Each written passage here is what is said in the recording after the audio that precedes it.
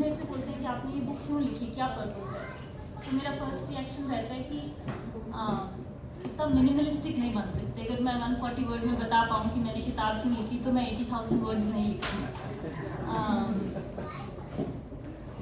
मैंने शायद अपने पहले अल्फ़ाबेट गांव के एक सरकारी स्कूल में सीखे और मुझे याद नहीं मैंने पहली कहानी कहाँ पढ़ी होगी।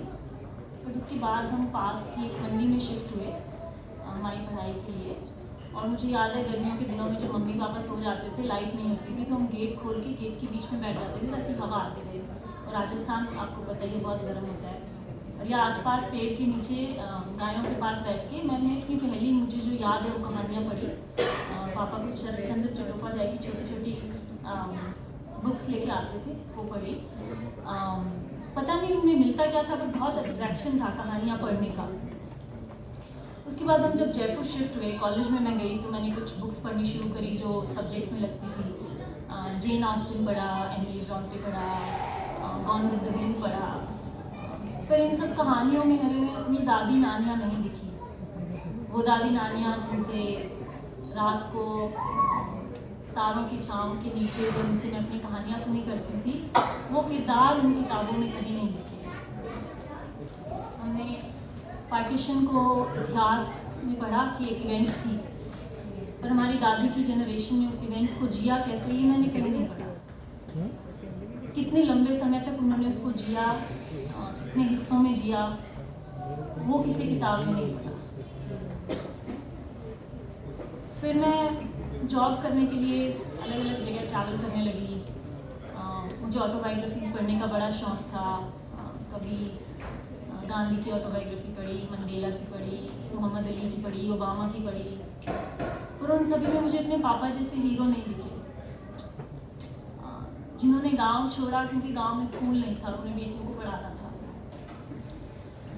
जिस मंडी में मैं पली बड़ी, वहाँ 12वीं तक का स्कूल था और उसके आगे पढ़ाई के बहुत साधन नहीं थे।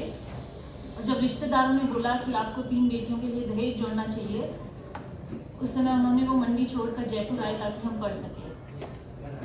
एक लोअर मिडिल क्लास के माँ बाप अपने बच्चों के लिए सपने सच करने के लिए क्या कुछ करते हैं, ये मैंने कहीं नहीं पढ़ा। वो किस तरह ब्रिज बनते हैं, एक छोटे से गांव से अमेरिका की यूनिवर्सिटी तक का ब्रिज बनने में वो क्या खोते हैं, कितने हिस्सों में खोते हैं और कब तक खोते हैं, वो किसी किताब ने नहीं बताया। जब अमेरिका में जॉब करने लगी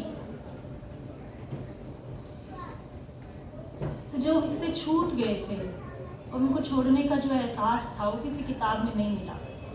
जिस सीढ़ी पर मैं चढ़ रही थी, उस सीढ़ी पे बहुत लड़कियां 5वीं के बाद छूट गई, बहुत सहेलियां 8वीं के बाद छूट गई, बहुत 12वीं के बाद छूट गई।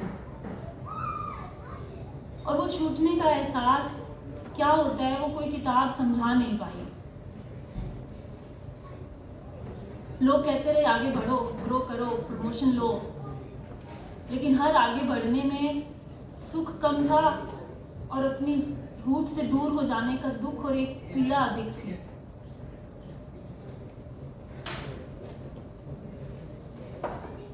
उस एहसास को कैसे जिए वो कोई किताब नहीं बता पाई।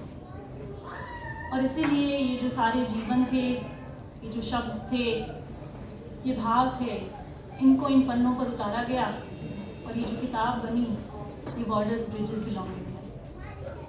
Thank you.